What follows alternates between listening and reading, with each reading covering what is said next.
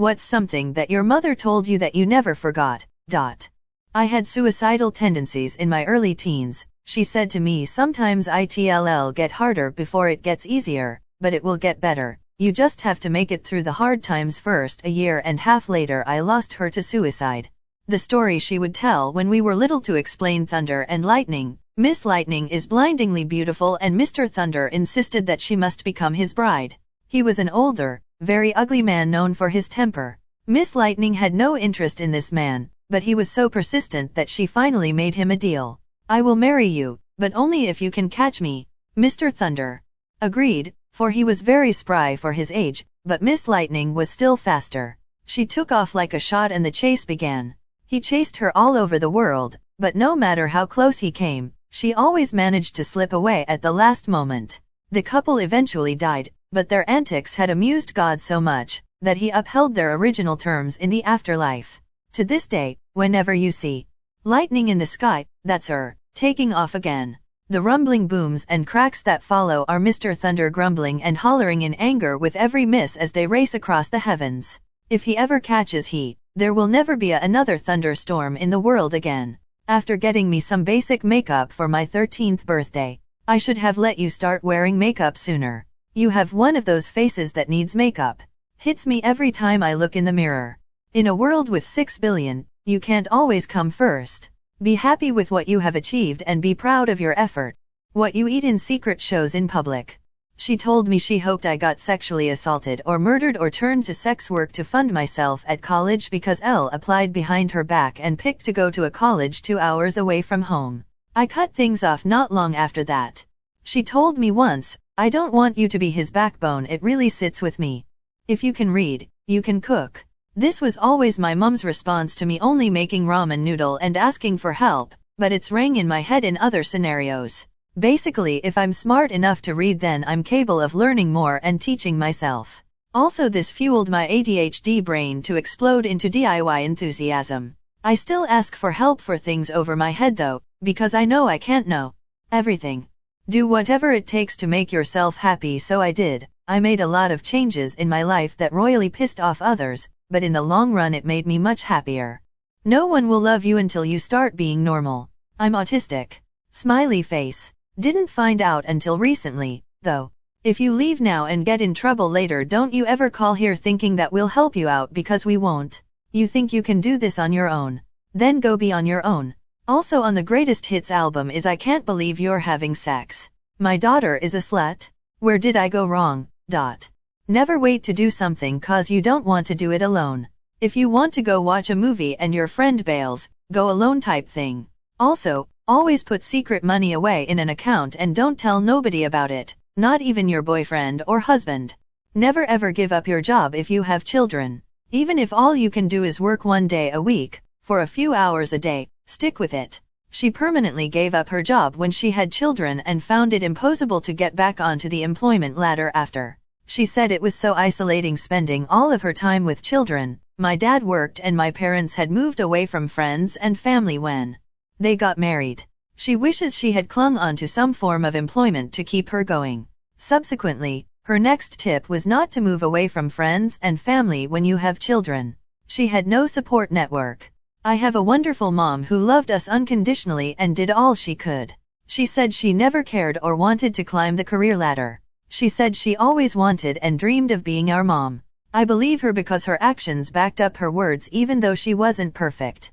You'll never get away from me. When trying to get out of a toxic abusive situation with her as an adult, I have successfully gotten away from her, but there's a part of me that still believes I'll never truly not be trapped by her.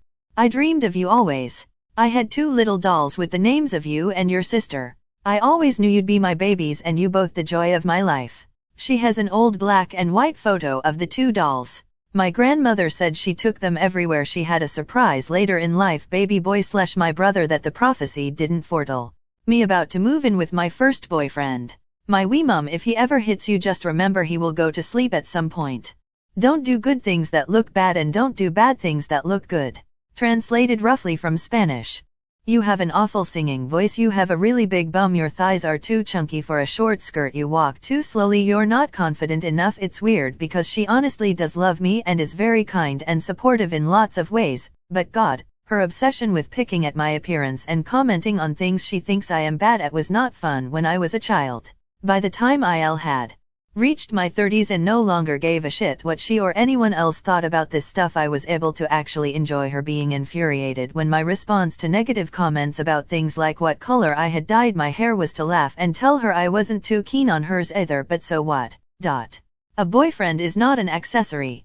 At the time, all my friends were getting into relationships, and I was dealing with FOMO, questioning why no one felt that way about me, and wanting a boyfriend for the sake of having a boyfriend.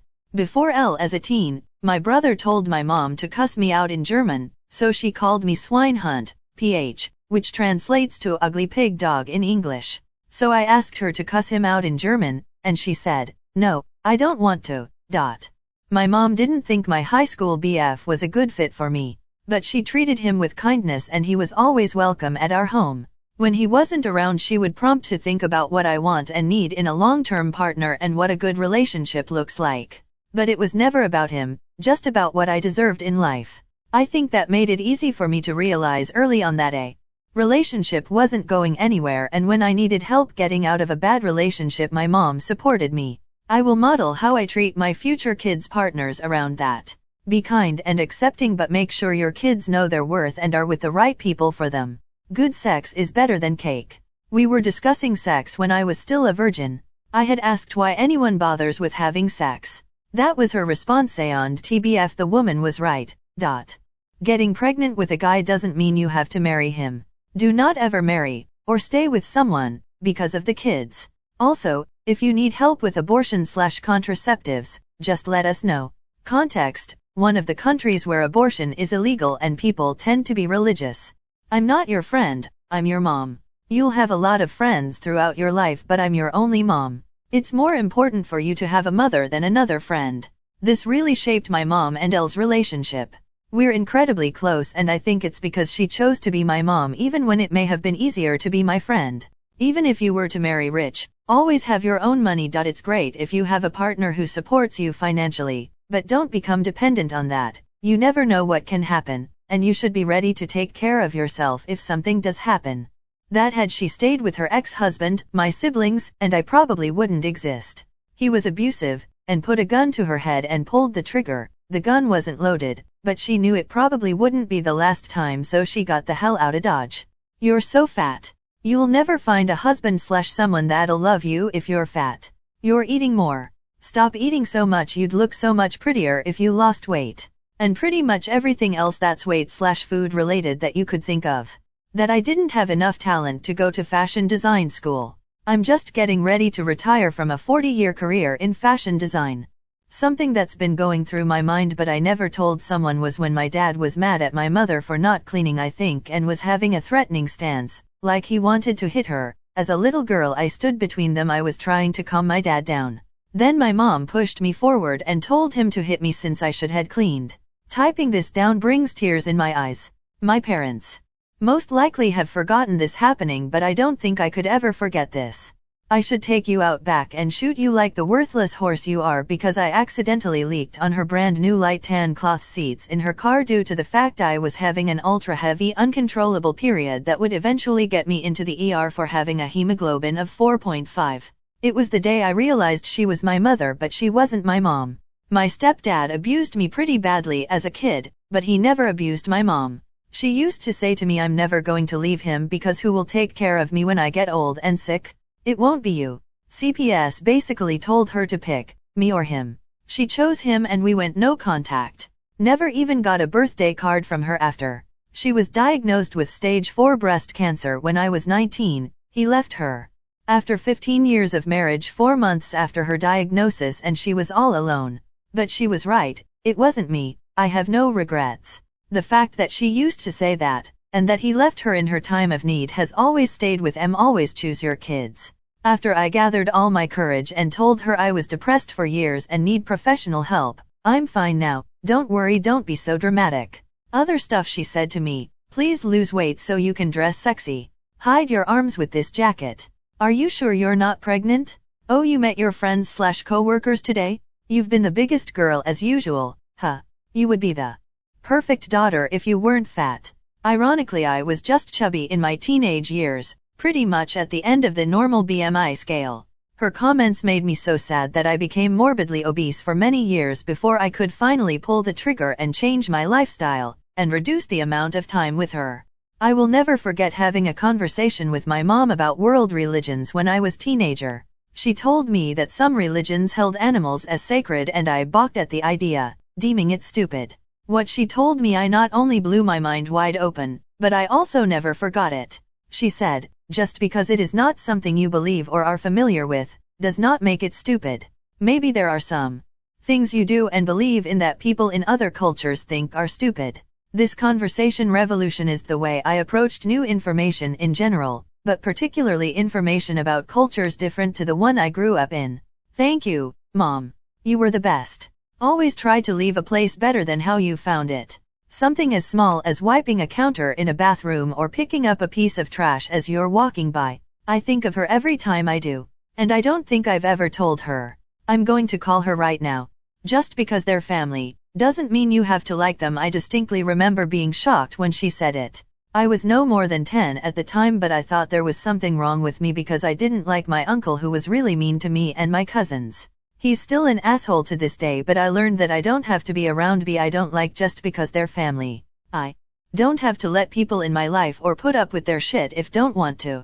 My mother, on overhearing another mother going off at her kids about how bad they'd feel if they were in an accident and didn't have clean underwear on, turned to me and said, loudly mind you, if you don't wear clean underwear every day, you're going to have to deal with me. But if you do get hit by a bus with clean underwear on, it sure as hell won't be clean afterwards. LOL. Probably more morbid. When my mother was pregnant with me, she wasn't sure it was my dad's. My father was an alcoholic and had a tendency to invite friends over, get drunk, and then got to bed quick. Left my mom to get rid of the people which more often than not were not the right kind of people. When she found out she was pregnant, she didn't know how far along she was, so she thought someone drugged her and raped her because she and my dad hadn't been intimate for a while. She was on her way to get an abortion when the doctor phoned and told her she was 3 months along, which then made sense for me to be my father's child.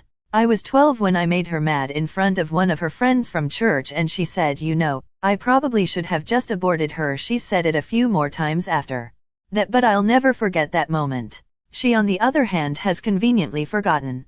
My mom always said to us kids, if you don't have anything nice to say, don't say anything at all. Also, when someone was talking in a mean or ugly way, she would say snakes and toads aren't coming out of their mouth. While I was crying over my awful preteen acne, she tried to comfort me by pointing out a zit on her cheek and said, see, even I still get zits sometimes. I sobbed even harder and wailed, so I'm going to have acne even when I'm old. She just turned around and walked out. A few years later she told me it was because she couldn't hold in her laughter.